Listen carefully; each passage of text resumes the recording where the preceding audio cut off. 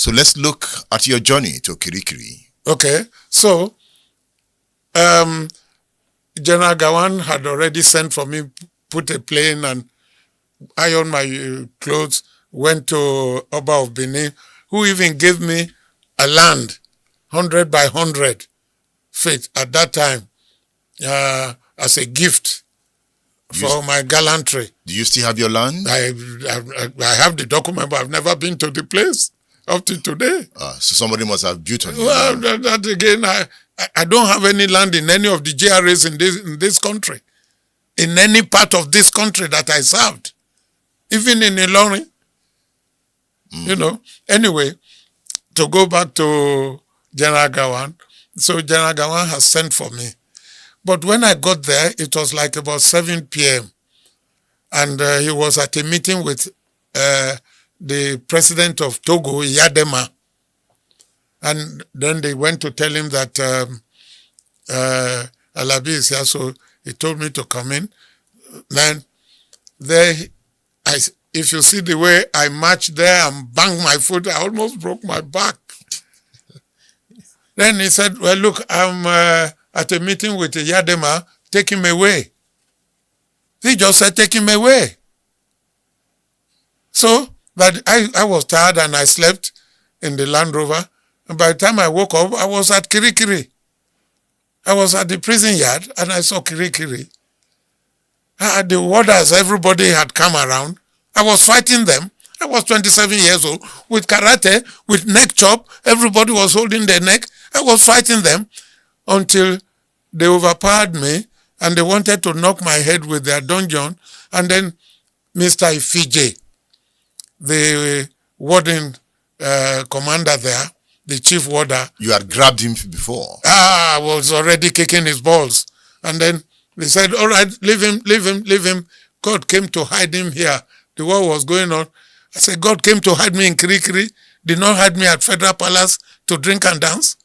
I've been fighting for 2 weeks, 15 days, alone and my God. And this is where I will end. I was there for 15 days, you know, at Kirikiri. I was doing hunger strike. They brought food I don't want to eat.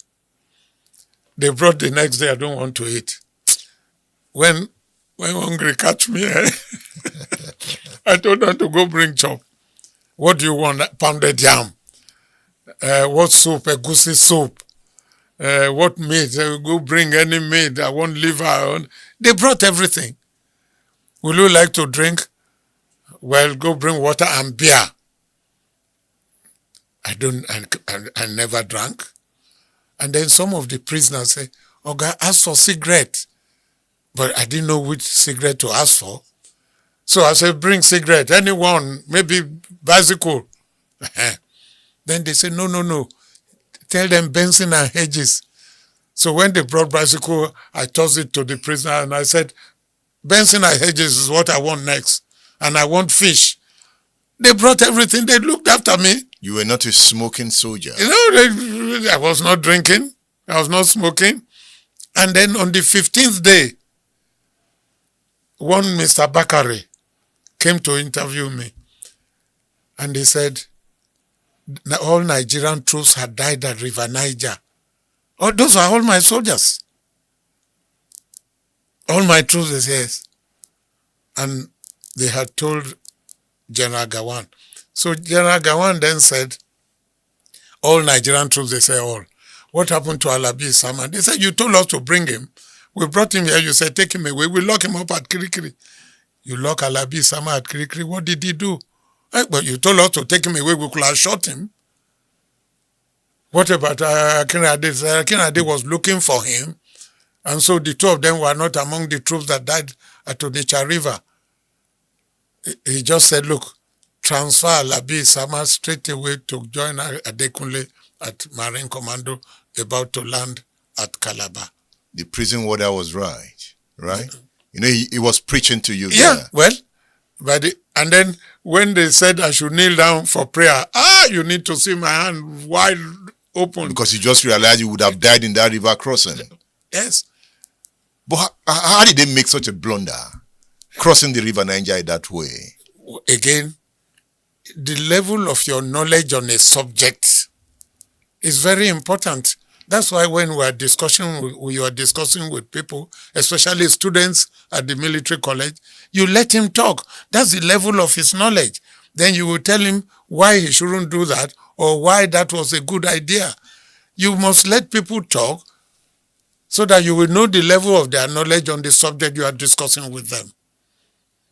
So, again, it's like Banjo.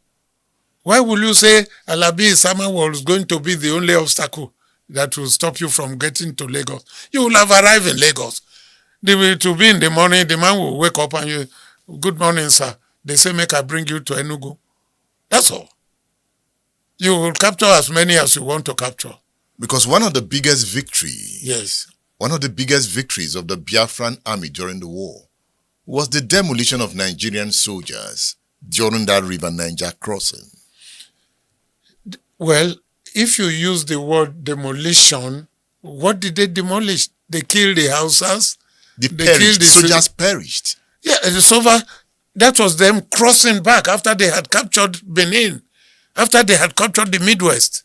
It was after they had captured the Midwest, arrived at Asaba, trying to go to Onitsha, that they perished on the river. Do you get my point? Is it not the Nigerian soldiers that perished in the river? It was Nigerian soldiers. But it was not by the fact that Biafra killed them. It was a wrong tactics and a wrong instruction. But they were ambushed at Onitsha. Oh, yes, if that is what you are saying. Yeah. Okay, because the wrong tactics and the wrong strategy took them to a wrong place, even at Abagana. Even at Abagana, the pictures in my book, they went as if they were going on a picnic. And instead of Biafra, what we did at Uyo, where we captured all their vehicles and told them to run away, Biafra did not capture their vehicles. They just burnt everything and demolished everything. And Achuzia was so happy about that. And that was the wrong tactics. That was the wrong tactics. You know, the tactics of Biafran officers and men were very kindergarten. Tell me more. Even at Port Harcourt, they were so happy that they were attacking One, going into Bonny. They were so happy that they attacked One and they captured One. They have forgotten that the aim, according to the map they stole, was to capture Port Harcourt. So they thought it was Akinade coming to capture Port Harcourt.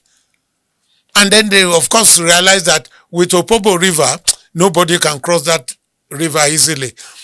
I told Isaac Boro to train 300 people. He trained 3,000. He trained 3,000. And these 3,000, about 2,000 had already crossed the river, came behind enemy lines, behind Biafra lines at Bori Ogoni. That was how we were able to build the pontoon. We couldn't have been able to build the pontoon if that plan did not work.